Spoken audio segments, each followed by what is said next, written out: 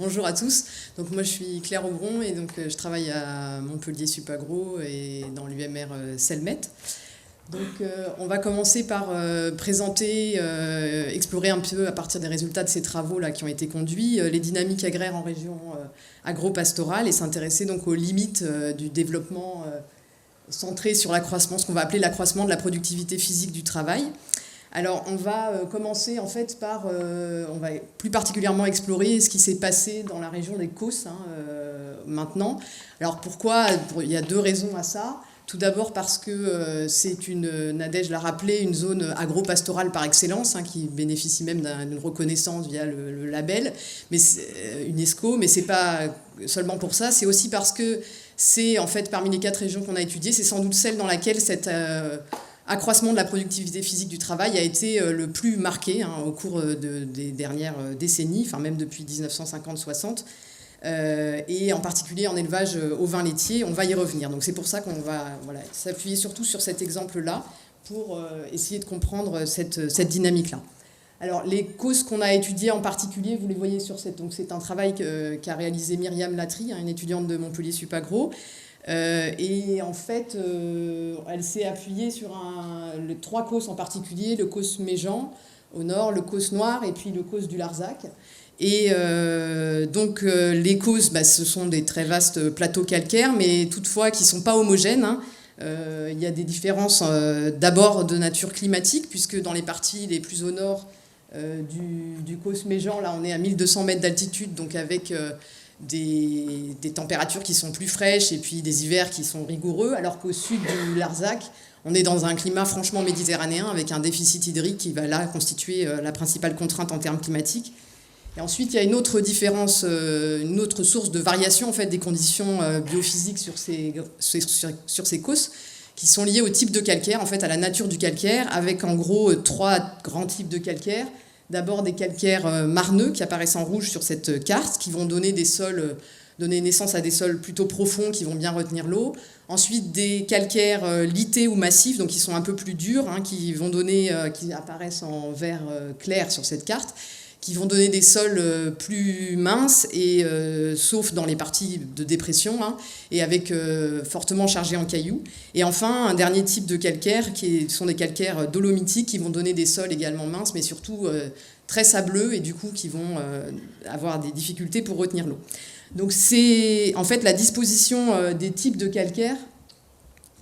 n'est pas homogène dans l'espace, des types de calcaire et puis des formes d'érosion. Donc c'est ce que vous pouvez voir sur ces 2 transects. Là, l'un, celui du nord, est construit sur le causse Méjean, sur une partie du causse Méjean, c'est ce que vous voyez en jaune là sur ces cartes, ça correspond à la limite de ces transects. Et puis celui du sud correspond donc au sud est dessiné sur le Larzac. Et en fait, ce qu'on voit, c'est qu'on a des oppositions très fortes entre des endroits où on va avoir des zones avec des sols profonds presque continus sur les calcaires marneux, et à l'inverse des espaces où ces zones de sol profond vont être beaucoup plus dispersées, beaucoup plus rares, beaucoup plus dispersées par exemple sur les parties de calcaire dolomitique de l'ouest du causse Méjean ou de certaines parties du Larzac. Et l'occupation du sol qu'on a actuellement, donc là c'est une reprise des mêmes transects, elle est très marquée par ces différences de type de calcaire, avec en fait une concentration des terres labourables qui sont sur les zones de sol profond, et à l'inverse des espaces qui sont en dehors de ces espaces labourables, des espaces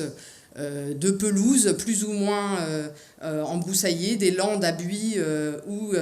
carrément des forêts de pins sylvestres, notamment sur le causse Méjean, et de chênes pubescents sur le causse du Larzac.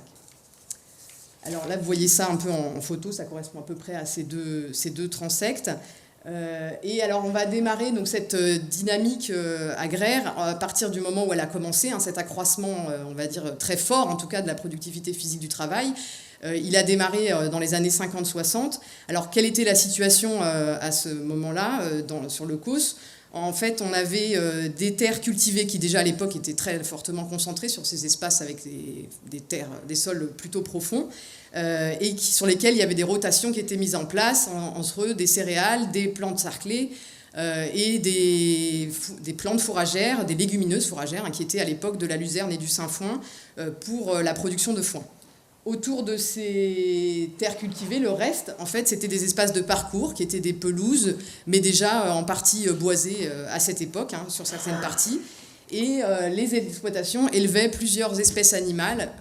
à cette époque, avec des animaux de traction, quelques bovins laitiers, des porcs, et surtout, déjà à l'époque, des ovins, hein, en lien avec le développement de Roquefort. Ces ovins produisaient du lait, donc qui était livré dans des fromageries, dans des laiteries des villages, qui existaient dans les villages à l'époque, et des agneaux qui étaient soit des agneaux de lait,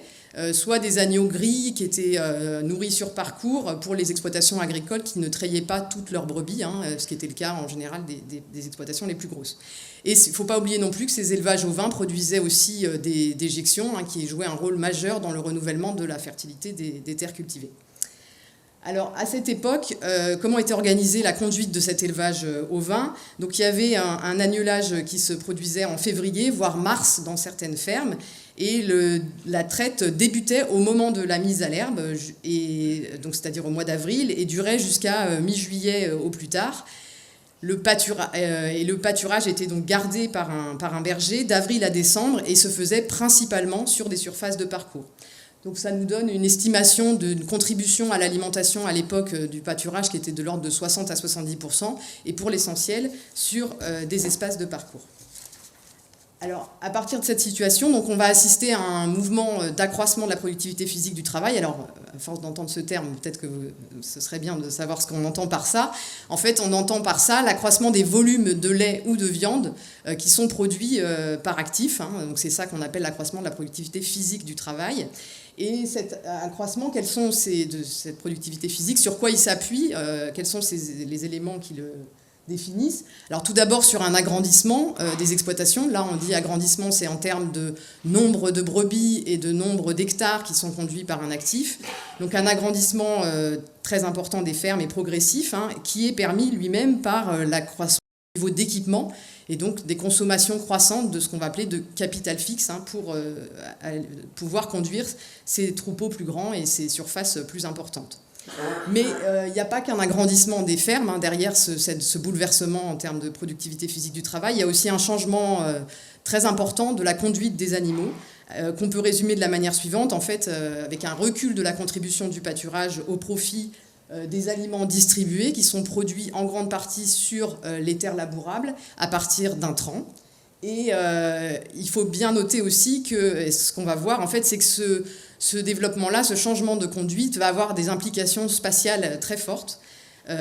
parce que, en fait, à la fois au sein d'une même exploitation agricole, les efforts vont se concentrer sur les terres labourables, et les parcours vont tendre à être délaissés, et à l'échelle de la petite région des Causses, dans son ensemble, on a vu qu'il y avait un accès relativement inégal, hein, dans l'espace aux terres labourables de bonne qualité, et ça va se traduire de ce fait-là par des trajectoires qui vont être très différenciées entre les exploitations agricoles. Alors, il y a deux orientations qui vont être prises au début de ce mouvement-là, qui vont être, la première va être la spécialisation ovine laitière. Alors, quels sont les ingrédients en termes de conduite des animaux de cette orientation ovine laitière qui est prise dans les années 50-60 ? Le premier élément majeur, ce sont les prairies temporaires qui préexistaient déjà, mais qui vont dont la conduite va être modifiée. Donc c'est des prairies temporaires semées, d'abord en pur, puis en mélange, qui sont fertilisées avec des engrais de synthèse, d'abord et avant tout pour la fauche, pour disposer de stocks fourragers plus conséquents, puis aussi pour la pâture. Donc ça, c'est le premier élément, ces prairies temporaires. Ensuite, un autre élément, c'est les concentrés qui vont arriver un petit peu après, mais d'abord la distribution de concentrés, tout d'abord de céréales qui sont produites sur les exploitations, et puis à partir des années 70-80, des concentrés qui vont être achetés, qui sont des concentrés plutôt azotés. Et puis les achats, d'ailleurs, il faut noter aussi que, pas dans une première période, mais au bout d'un certain temps, à partir des années 70-80 aussi, les achats vont pas seulement concerner les concentrés, mais également les fourrages, en particulier pour les exploitations qui ont accès à moins de terres labourables ou ne sont pas situées dans les mêmes zones, et donc qui vont se retrouver à acheter également des fourrages et pas seulement des concentrés. Et puis, dernier ingrédient de cette spécialisation ovine laitière, c'est la sélection génétique en race Lacaune, hein, qui va se traduire par une augmentation très importante du rendement laitier de cette brebis. Alors ça se traduit en termes de conduite et d'organisation dans le temps par le fait que l'agnelage est avancé au mois de janvier et que la traite démarre du coup en bergerie à partir d'aliments qui sont distribués, qui contribuent beaucoup plus à la ration qu'auparavant. La période de pâturage en termes de durée, elle s'étale à peu près sur les mêmes mois qu'auparavant, mais par contre, elle se fait en partie sur les prairies temporaires maintenant, et non plus uniquement ou majoritairement sur les parcours, surtout pour la période de traite. En fait, dans les années 70, les brebis ne sont conduites sur les parcours qu'à partir du mois de juin à peu près, donc c'est-à-dire en période de fin de traite. L'autre orientation qui est prise par certaines exploitations à l'époque, c'est une orientation plutôt ovine allaitante, qui en fait va être mise en œuvre par des exploitations qui sont situées, disposent de moins de terres labourables de qualité, ou sont situées pas exactement du coup dans les mêmes endroits, ou disposent de moins de main-d'œuvre et du coup ne sont pas en mesure d'investir du travail suffisant pour assurer la traite. Les évolutions en termes de conduite, les prairies temporaires, la sélection génétique, etc., vont être un peu de même nature que ce que j'ai présenté précédemment pour l'élevage ovin laitier, mais de manière beaucoup moins poussée, parce qu'en accord aussi avec les niveaux de besoins moins importants de ces animaux qui ne sont pas traits. Et on a tout de même, il faut noter, une évolution progressive vers la production d'un agneau de bergerie, donc qui n'est plus conduit sur une partie de son cycle de croissance avec les mères en fait, sur les pâturages. Alors que ce soit en élevage ovin laitier ou ovin allaitant, tous ces changements techniques s'accompagnent d'investissements croissants dans des équipements de travail du sol,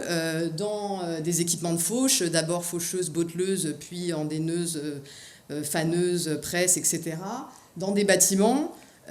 dans des équipements de traite pour les élevages ovins laitiers, d'abord le potrailleur, puis à partir des années 70, les machines à traire et plus récemment les rotolacteurs dans certaines exploitations. Et puis il faut noter aussi le développement du recours des investissements dans des broyeurs, donc qui sont des broyeurs de cailloux en fait à partir des années 80, qui vont permettre de diminuer le temps de travail d'épierrage sur les terres labourables sur lesquelles les cailloux, qui se rechargent assez régulièrement en cailloux, mais ça va permettre aussi localement de reconquérir des espaces de terres labourables, c'est-à-dire avec une extension des terres labourables à l'aide de ces équipements de très forte puissance. Alors, par contre, ce qu'il faut noter, c'est que toutes les exploitations, à chacune des étapes d'investissement dans ces nouveaux équipements, ne sont pas en mesure de réaliser ces investissements. Et donc, à chaque étape, quelque part, de cette motomécanisation, il y a une partie des exploitations qui ne sont pas transmises parce qu'elles sont plus petites, parce qu'elles n'ont pas les capacités d'investir, qui ne vont pas être transmises lors du départ en retraite du chef d'exploitation. Et donc, elles vont disparaître, en fait, ces exploitations, avec leurs terres, en particulier les terres labourables, vu l'enjeu qu'il y a autour de ces terres-là, dans ce nouveau mode de développement, vont être prises par les exploitations qui restent. L'agrandissement en fait, de ces exploitations qui parviennent à se maintenir, il faut voir aussi qu'il constitue une voie de réponse à l'évolution des prix. En fait. Alors ce qu'on voit ici, on a retracé l'évolution des prix en termes réels. Alors ce que ça veut dire, c'est qu'on a enlevé l'effet de l'inflation, le fait qu'on considère des prix réels, et on voit qu'en termes réels, en fait, les prix, que ce soit du lait de brebis comme de la viande ovine, se dégradent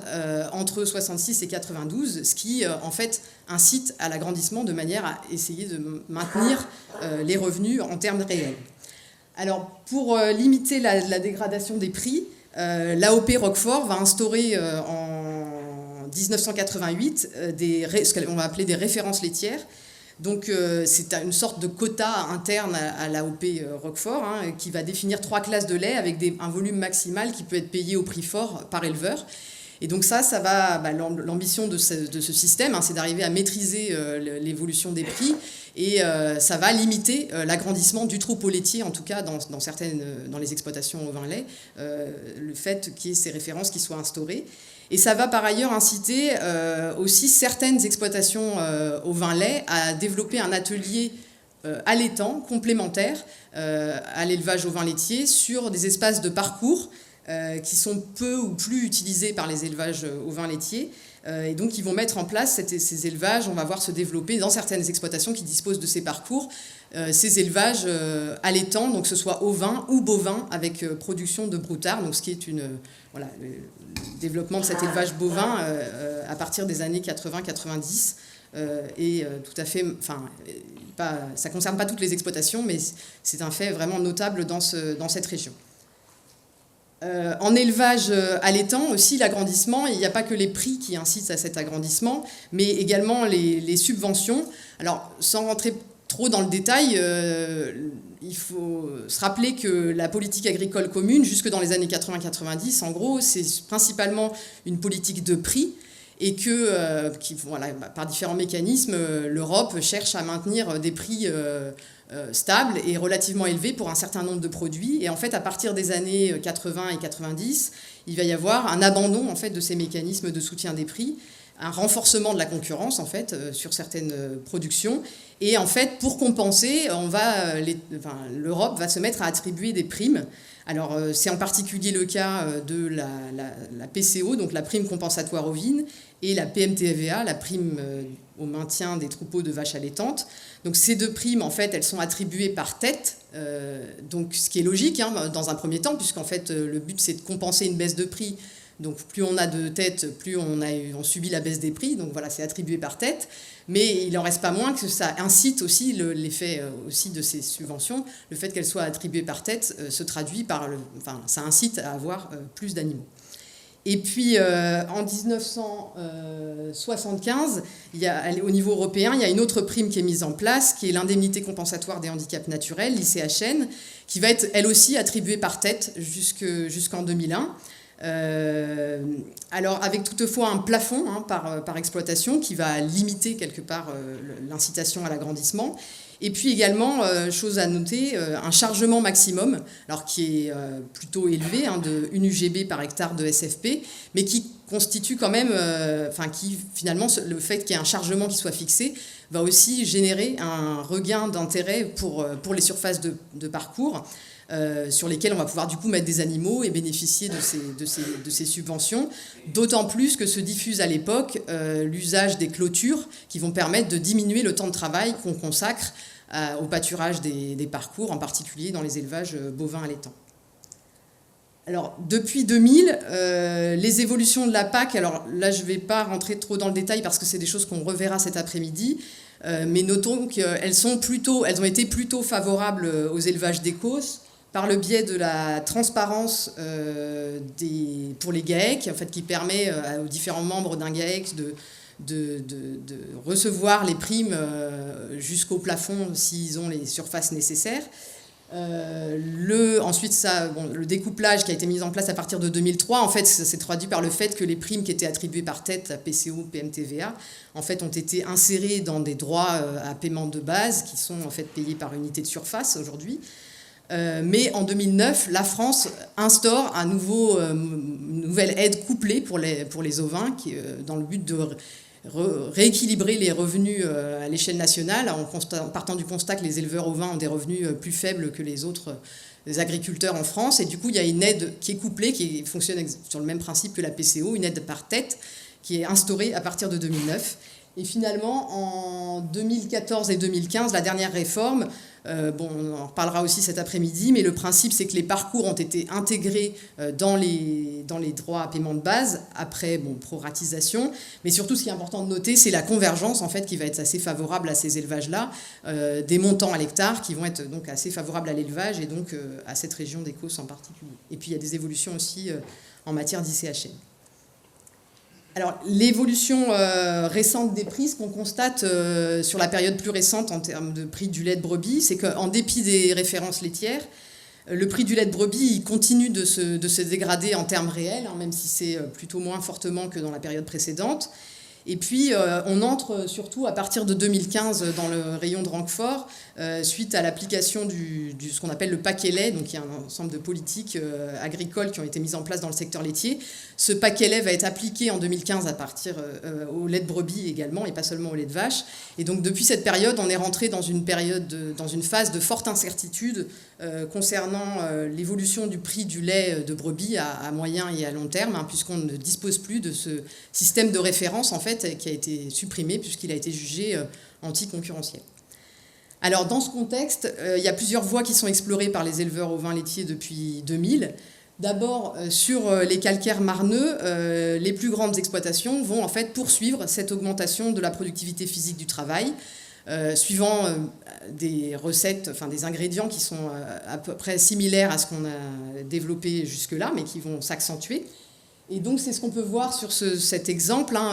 qui est un système de production, un type d'exploitation ovin laitier, situé dans des calcaires plutôt marneux, qui dispose de 380 hectares de surface agricole utile, dont une grande majorité de terres labourables, 800 brebis et 3 actifs. Et ce qu'on observe sur l'évolution de l'alimentation, de la contribution de différentes ressources à l'alimentation, c'est qu'en fait, en dépit d'une période de pâturage qui s'étale sur un certain nombre de mois, dans certaines exploitations, on a en fait une contribution qui est nulle du pâturage à la ration. Pourquoi ? Parce qu'en fait, on a des apports, que ce soit de fourrage, foin et enrubanage, et des apports de concentré qui sont en fait à la hauteur des besoins de ces animaux. Dans les exploitations les plus petites ou qui sont moins bien situées, donc sur des calcaires plutôt massifs ou lités, on va avoir certaines qui sont donc en difficulté, enfin plus en difficulté en tout cas pour continuer à investir et s'agrandir sur les terres labourables. En fait, on va avoir des exploitations qui vont, pour certaines, pour une grande partie même, parce qu'il y a eu un mouvement vraiment très fort dans la dernière décennie, passer en élevage ovin laitier, mais en agriculture biologique. Alors, en fait, ils profitent en fait du développement de la collecte de lait en bio, parce que ça ne peut pas marcher s'il n'y a pas de collecteur en bio, à la fois par les opérateurs historiques de Roquefort, mais aussi par de nouveaux opérateurs qui s'installent sur ce territoire et qui vont collecter en partie du lait en agriculture biologique. Donc ce que recherchent les éleveurs à travers ce passage en bio, c'est un prix du lait qui est plus élevé, qui va augmenter quasiment de 50%, et qui va permettre du coup, avec une surface qui ne s'agrandit pas forcément, d'arriver à générer un revenu. Ça s'accompagne évidemment, ce passage en agriculture biologique, d'une évolution des pratiques, en matière de fertilisation, qui devient évidemment fertilisation organique, et en matière de diversification des espèces, que ce soit fourragères ou grains, qui vont être semées. Donc il y a une forte diversification avec plus de protéagineux et de légumineuses qui vont faire que les achats de tourteaux peuvent être réduits. Mais ce qu'on a observé dans ce travail, c'est, sauf dans quelques rares cas, dont on reparlera sans doute plus tard, en fait, ce passage en agriculture biologique ne s'accompagne pas du renforcement du pâturage des parcours, en fait.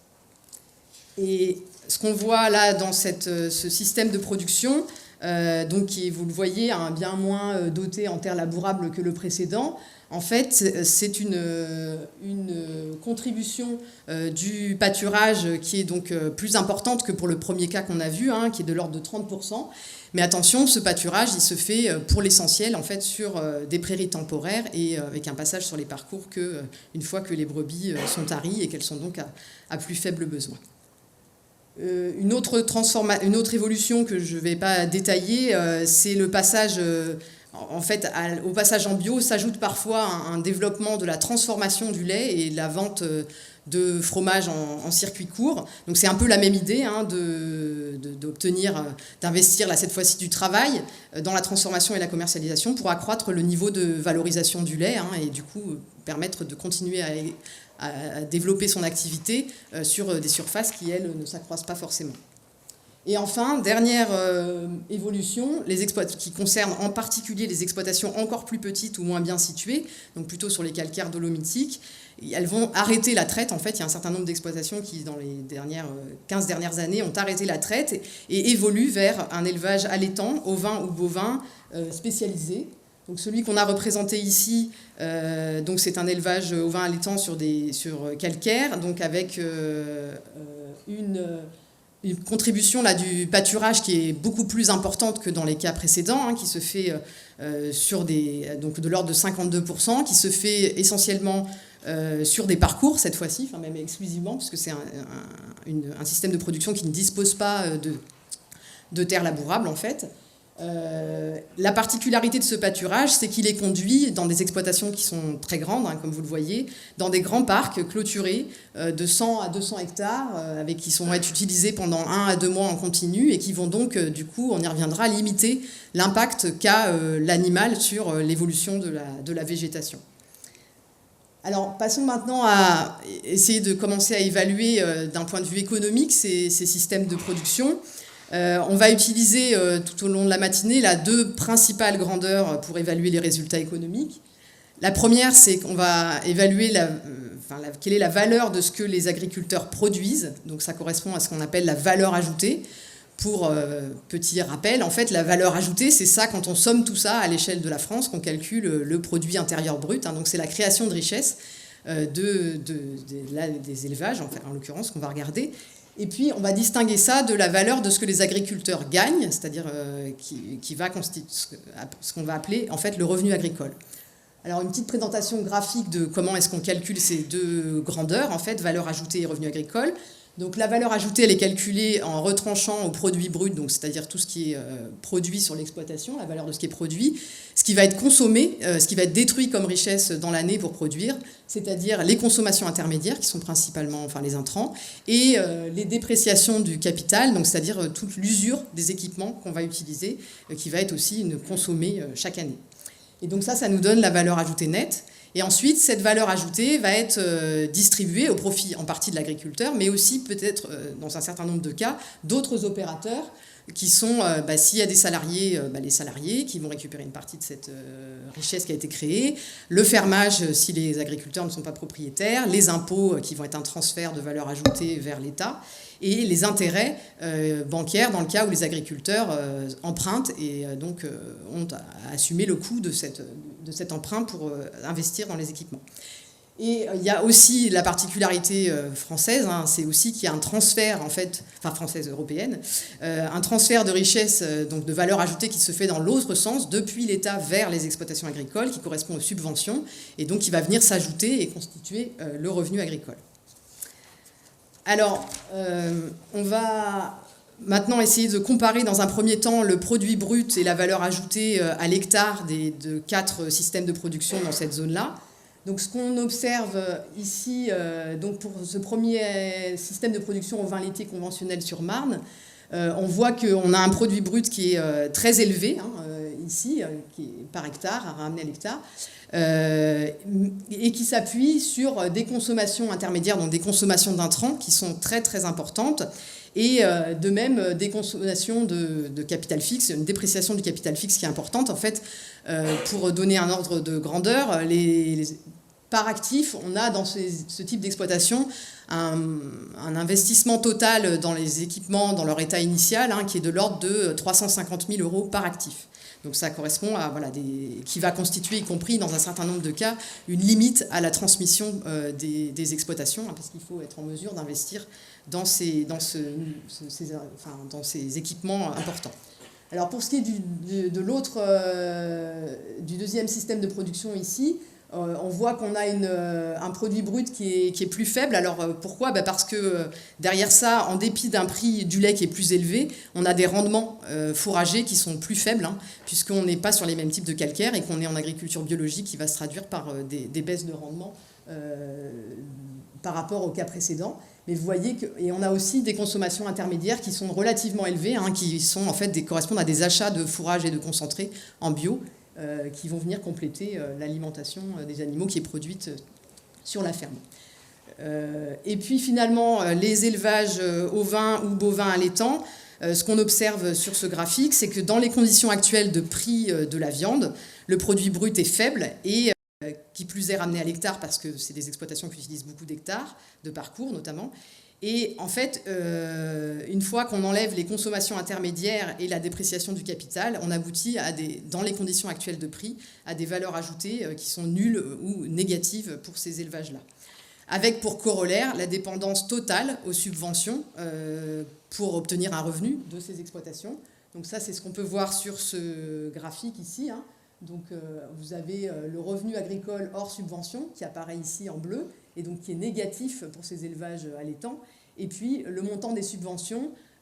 qui permet d'obtenir le revenu agricole. Alors ici, je précise que c'est un revenu agricole avant MSA et ce qu'on appelle à la limite technique, donc c'est-à-dire pour la taille maximale de troupeaux et de surface que peut conduire un actif dans ce mode de conduite. Donc on voit une dépendance totale hein, ici pour obtenir un revenu aux subventions, mais une dépendance qui est quand même pas négligeable du tout hein, pour ces élevages-là également, en dépit du fait qu'ils produisent quand même de la valeur ajoutée via le lait, comme on l'a vu précédemment. Alors en termes de bilan, qu'est-ce qu'on peut dire sur ces 70 ans d'évolution de l'agriculture ? Tout d'abord, peut-être en termes de ce qu'on peut appeler l'insertion dans les systèmes alimentaires, le fait que le lait de brebis sert à l'élaboration de produits de qualité hein, aujourd'hui dans cette région, donc que ce soit l'AOP Roquefort, les fabrications fromagères qui sont développées par les laiteries, les nouvelles laiteries, et puis l'agriculture biologique. Cette production de produits de qualité est moins vraie pour la viande, dans la mesure où les animaux sont pour partie vendus maigres en fait et sont engraissés à l'extérieur de la région dans des ateliers d'engraissement qui consomment d'ailleurs beaucoup d'intrants, hein, notamment pour l'engraissement des broutards qui va se faire pour l'essentiel en Italie. Il faut noter aussi qu'on a des circuits qui sont des circuits longs pour l'essentiel. Des produits au lait de brebis et les agneaux produits dans cet espace sont commercialisés à l'échelle nationale. Hein, ils approvisionnent vraiment l'ensemble du marché national, voire exportés, puisque le Roquefort est en partie exporté à l'international. Alors, il y a aussi des circuits courts qui se développent, hein, mais on en reparlera plus tard. Mais la majorité des circuits sont quand même des circuits relativement longs. En termes d'emploi, ce qu'on peut dire, c'est que depuis 1950, à chaque nouveau palier d'investissement, les exploitations agricoles trop petites ou à faible capacité d'investissement ou n'ayant pas accès à assez de terres labourables de qualité ont eu tendance à disparaître. Donc voilà, on a une érosion continue hein, du nombre d'exploitations agricoles dans la région et donc de l'érosion de l'emploi. Alors ceci dit, dans la dernière décennie, on a de nouvelles possibilités qui sont apparues avec l'agriculture biologique qui semble permettre de maintenir des emplois sans forcément s'agrandir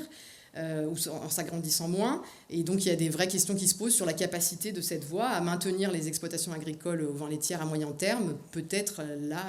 avec des réflexions à avoir sur la place du pâturage et des parcours, notamment dans cette capacité qu'ils pourraient avoir à se maintenir par ce biais. Et puis, en termes de paysage, alors peut-être qu'il faut d'abord rappeler qu'il y a eu de nombreux travaux, hein, que ce soit Lepard, Marty, Jodon, etc., qui ont mis en évidence que l'enfrichement et le boisement des causses sont en fait des processus qui sont en cours depuis plus d'un siècle. Hein. Ils ont mis en évidence qu'il y avait tout un ensemble de pratiques en fait, qui permettaient de maintenir le niveau d'ouverture de ces causses, et notamment ils insistent sur le rôle de l'essartage, c'est-à-dire la mise en culture régulière de certaines parties du causse. Donc ça, c'est en guise d'introduction pour rappeler que en fait, l'élevage, le pâturage, en fait, il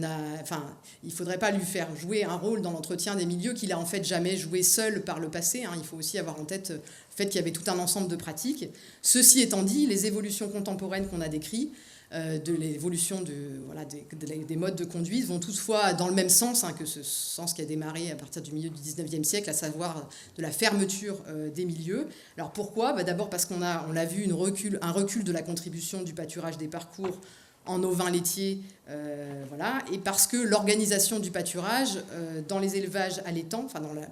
la plupart des élevages allaitants, en fait, se fait dans des grands parcs avec du coup un impact qui est assez limité du pâturage sur le milieu, en tout cas qui ne permet pas de contrôler finement l'évolution de la strate arbustive et arborée. Et donc on a ces deux types d'élevage ne permettent pas en fait conduisent tous les deux finalement à un enfrichement. Il faut peut-être noter aussi en termes de paysage, parce que c'est quelque chose qui préoccupe pas mal certains opérateurs de terrain centré sur le paysage dans cette région-là, que l'expansion des terres labourables avec les broyeurs, alors évidemment les surfaces concernées sont très faibles au regard des surfaces qui s'enfrichent par ailleurs sur le causse, mais localement ça peut avoir un impact très fort, visuellement, cette expansion des terres labourables, et donc ça fait évoluer aussi le paysage.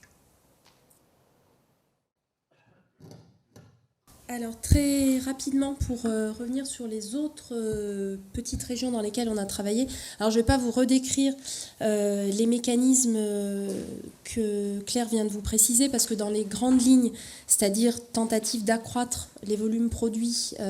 par actif à la fois en jouant sur l'accroissement des volumes par animal mais aussi par le nombre d'animaux pris en charge par actif, c'est quelque chose qu'on retrouve dans toutes les régions et même chose aussi sur tout ce qui est érosion des emplois agricoles et fermeture des paysages. C'est plutôt pour essayer de planter le décor,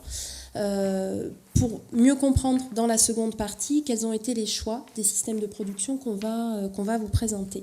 Alors, première des autres trois zones, c'est l'Avant-Causse et c'est Piémont, donc on est vraiment dans la continuité du Causse. En revanche, on n'est pas du tout dans les conditions du Causse sur Marne, c'est-à-dire que la proportion de terres labourables par rapport au parcours et au bois dans cette région de l'Avant-Causse ressemble beaucoup plus au Causse sur calcaire. Donc c'est avec des proportions de terres labourables qui restent plus modérées.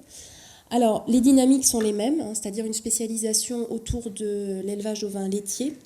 Le recul du pâturage a été similaire et je dirais le recul de l'utilisation des espaces les plus difficiles qui a été continu depuis les années 50 évolue un peu depuis une trentaine d'années et notamment depuis la mise en place de l'ICHN par tête. Avec le fait que ces élevages ovins laitiers ont de plus en plus souvent accolé avec eux un élevage bovin allaitant qui est conduit de façon extrêmement extensive avec beaucoup de paires de guillemets, c'est-à-dire avec des niveaux de chargement qui sont extrêmement bas et une utilisation très peu poussée des parcours et des bois qui aujourd'hui en fait leur sont réservés et ne sont pratiquement plus utilisés par les élevages ovins laitiers. Donc des conséquences sur l'utilisation de ces milieux. Autre ensemble dans cette région qui est très composite, qui présente une géologie très variable. Quand on descend un petit peu en altitude et que du coup aussi on commence à se rapprocher de la Méditerranée, donc les températures, enfin le climat se fait de moins en moins montagnard et de plus en plus méditerranéen. En fait, c'est plutôt un ensemble autour des vallées du Salagou et de l'Orbe qui coexistent avec des bas plateaux. Donc on n'est plus sur le Causse, on est sur des bas plateaux qui ont une nature géologique qui est différente et qui sont des régions où en fait l'élevage a failli disparaître dans les années 70-80 au profit essentiellement de la viticulture qui a continué à se maintenir dans les vallées et qui en fait a quand même perduré, qui s'est renouvelé au travers du développement d'un élevage caprin laitier qui est très souvent fromager, pas exclusivement mais quand même souvent avec transformation fermière et qui se maintient aussi en lien avec le développement de l'AOC Pélardon. Mais ce qu'on observe, c'est des types de conduite de ces élevages caprins laitiers qui sont extrêmement différents en termes de la place du pâturage et de l'utilisation des milieux les plus difficiles, parce que ça va d'une dépendance importante à la consommation de stocks fourragers jusqu'à des systèmes pastoraux purs. Voilà. Et puis dernier élément, alors là on est vraiment à la limite de la plaine de l'Hérault, on côtoie, on touche du doigt les espaces qui se sont eux totalement spécialisés dans la viticulture et qui ont pu aller très loin dans l'accroissement des volumes de jus de raisin produits par unité de surface et du litrage de vin qui est produit par hectare. Ce sont les monts de Faugère et Cabrières, alors là qui sont des régions où il ne reste plus que de la viticulture, à l'exception d'un certain nombre d'agriculteurs, dont certains sont dans la salle, et qui a connu une disparition totale de l'élevage. Et vous voyez ici, ce sont ce type d'espaces-là qui ont été abandonnés, qui étaient des zones autrefois de parcours dans les années 50, quand il y avait encore une articulation entre culture et élevage, qui a volé en éclats dès les années 60 pour se spécialiser là où les agriculteurs conservaient des avantages comparatifs par rapport aux autres, c'est-à-dire sur le vin. Et ce sont des espaces qui sont réinvestis depuis 10, 15, 20 ans par des éleveurs. Alors là, pour développer souvent des systèmes qui sont très largement pastoraux, voire exclusivement pastoraux, et sur des productions très variées, ça va d'ovin-viande, bovin-viande, mais aussi caprin-lait. Voilà, donc c'est un élément qui est quand même important dans cette région de transition qui est très complexe, et qui a connu quand même un développement important de systèmes agro-pastoraux économes. Je dirais que c'est peut-être pas par hasard aussi que le développement de ces systèmes un peu à part a été aussi fort dans cette région de transition qui ne pouvait ni franchement jouer la stricte carte au vin laitier à haut niveau de rendement pour les brebis comme une bonne partie du COS, ni franchement jouer dans la même cour que les viticulteurs de la plaine de l'Hérault.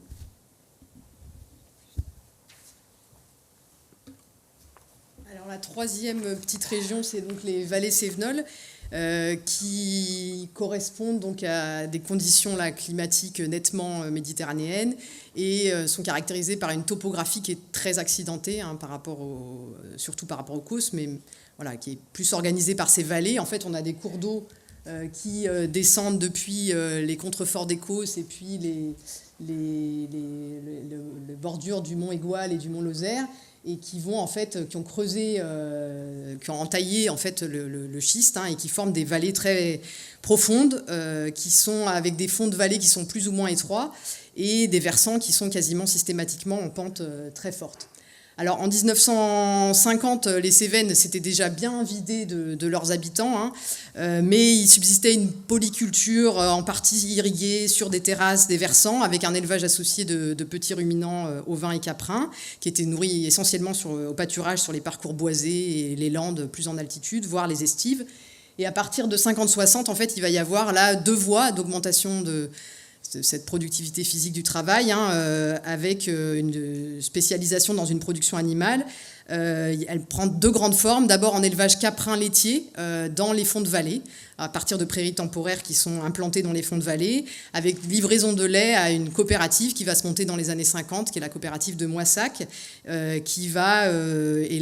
qui va aussi être très investie dans l'AOP Pélardon à partir du moment où celle-ci va être reconnue comme AOP en 2001. Et donc ça, c'est pour l'orientation plus caprine. Et en fait, on a une autre orientation qui va être prise par les exploitations qui ont moins accès à des terres de fond de vallée, mais qui vont par contre être en mesure d'exploiter des différents étages des versants, et en particulier des zones un peu plus ouvertes, enfin à la fois des zones de bois, mais des zones aussi plus ouvertes, en altitude de landes, voire d'estives, là aussi. Donc ils vont s'orienter vers un élevage ovin allaitant. En fait, ces 2 formes en fait, ont beaucoup de similitudes avec ce qu'on a présenté, en tout cas dans les logiques d'évolution, avec ce qu'on a présenté précédemment sur les COS ou même ce qu'a abordé Nadège pour la partie des avant-COS, avec un élevage caprin laitier qui va être assez producteur de richesse, mais qui va s'appuyer sur une consommation d'intrants important et beaucoup de fourrage acheté, notamment, hein, parce que les fonds de vallée, ils sont quand même pas non plus très larges. Et donc, pour accompagner l'accroissement de ces élevages, en fait, ces exploitations se sont tournées beaucoup plus d'ailleurs que sur les COS, pour une partie, vers les achats, en fait, de fourrage. Voilà. Et alors, par contre, il y a plein d'endroits qui, en dehors de ces endroits qui sont investis par l'élevage caprin laitier au vin allaitant, qui sont en fait délaissés complètement, dans lesquels c'est des vallées plus encaissées, c'est des espaces de versants où il n'y a pas d'accès à tous les étages, et notamment de landes plus en altitude, où aucune de ces 2 formes d'orientation, de spécialisation en élevage va voir le jour. Donc, c'est des endroits qui vont être délaissés, abandonnés, hein, et dans lesquels on va y avoir une diminution totale en fait, du nombre d'emplois agricoles, hein, dans certains endroits, dans certaines communes, et un enfrichement conséquent des espaces boisés, hein, qui vont devenir complètement impraticables. Et c'est dans ces espaces-là, dans ce type d'espace-là, qu'il va y avoir, à partir des années 70, de nouveaux éleveurs qui vont s'installer, qui sont donc les néo-ruraux, qui vont s'installer plutôt en élevage caprin, mais cette fois-ci caprin fromager dans ces espaces-là, avec vente des fromages en circuit court. Alors, dernière petite région, eh bien, c'est la Chartreuse. Alors là, on change complètement, on bascule dans les Alpes. Donc massif calcaire karstique, hein, soumis à un climat montagnard. Donc là, le contexte est quand même assez différent. C'est une région où prédominent quasi exclusivement les prairies permanentes en dehors des zones boisées, hein. C'est une région qui est très fortement boisée et de façon ancienne, avec un rôle de la sylviculture, de l'exploitation forestière qui est ancien dans la région. Et ce qui est marquant là, c'est qu'en gros, il y a à peu près 6 mois et demi, où les animaux peuvent être conduits au pâturage sur ces prairies permanentes. Et puis le reste du temps, on est dans des conditions climatiques, et parce que notamment parfois c'est la neige qui s'invite, où l'alimentation se fait en bâtiment et sur la base de stocks fourragers. Alors c'est une région qui a connu plutôt une spécialisation laitière, et avec depuis les années 80, le fait que la collecte ait été de plus en plus délicate parce que le massif est bordé par des grandes villes quand même, des bassins de consommation qui sont importants, mais il n'empêche qu'il faut monter dessus. Et donc la collecte s'est recentrée autour d'une petite laiterie qui a un cahier des charges qui s'appuie assez largement sur l'utilisation de ces prairies permanentes et qui a eu un rôle du coup dans le développement agricole local. Il n'empêche que la tendance est quand même à une érosion assez forte du nombre de ces exploitations laitières, qui ont quand même des difficultés à se maintenir, et que tout ça s'est fait au profit du développement plutôt d'élevage allaitant, et avec une utilisation souvent moins poussée là aussi de ces prairies permanentes, et une très forte réduction de la création de richesses par unité de surface, et puis ce qui est et qui du coup va de pair avec sous-utilisation des espaces, début d'enfrichement et risque à terme qu'on observe déjà, mais d'une progression assez forte de la forêt. Donc ça, c'est une illustration des évolutions depuis les années 55, où vous voyez un peu la progression et la densification de ce massif forestier sur des espaces qui autrefois étaient pâturés et qui ont tendance à l'être de moins en moins. Et c'est pourtant une région où, pour continuer à essayer d'utiliser, y compris des prairies permanentes un peu éloignées, les agriculteurs ont recours à de la traite mobile pour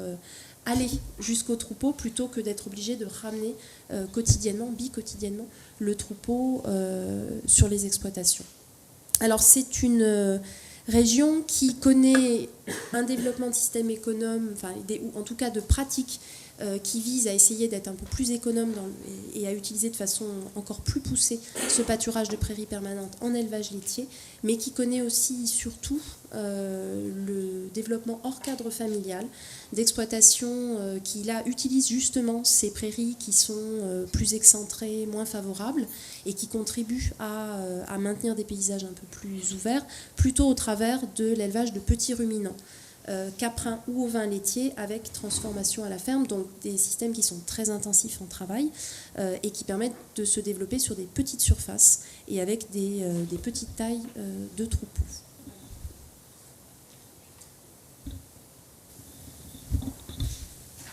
Peut-être pour essayer de conclure sur cette partie, donc ce qu'on constate du coup en termes de bilan, c'est qu'on a bien, en termes d'abord peut-être de création de richesse, on a bien une création de richesse qui se fait par le biais des systèmes laitiers, que ce soit ovins laitiers, caprins laitiers ou bovins laitiers dans les différentes régions étudiées, parfois via des démarches qualité aussi. Mais on a noté aussi que cette création de richesse s'appuie sur des consommations importantes d'intrants et de capital fixe. Et ce qu'on a noté aussi dans les différentes régions, c'est que dans les conditions actuelles de prix, en fait, il n'y a pas de création de richesse de l'élevage ovin allaitant tel qu'il est conduit par la plupart des exploitations, les rendant du coup très dépendants des subventions. En termes d'emploi, on a repéré partout une érosion importante du nombre d'exploitations agricoles et de l'emploi agricole, qui est ceci dit plus ou moins marqué suivant les régions. Et au sein des petites régions, on a vu qu'il y a des zones où l'emploi a été réduit à zéro pendant une période, c'est-à-dire totalement abandonné par l'agriculture dans certains endroits. Et finalement, en termes de paysage, ce qu'on peut dire, c'est que la grande dynamique de cette période, depuis les années 50-60, ça a été vraiment partout cette concentration sur les terres labourables, avec les terres labourables au centre en fait, du développement agricole, et plusieurs éléments qui conduisent à renforcer à l'enfrichement des espaces, à la fermeture croissante, que ce soit le recul du pâturage dans les élevages laitiers, que ce soit l'abandon total de certains parcours dans les endroits où il n'y a plus d'exploitation qui existent là, qui existent dans ces endroits-là, et que ce soit aussi la sous-utilisation des parcours qui existent dans certains élevages allaitants de grande taille, qui vont utiliser de manière très extensive des grands espaces de parcours avec un impact relativement, qui n'est pas optimisé de l'impact, sur la végétation, l'évolution de la végétation. Voilà pour cette partie. Alors je crois qu'on a été un peu longue, mais j'espère qu'on va pouvoir avoir quand même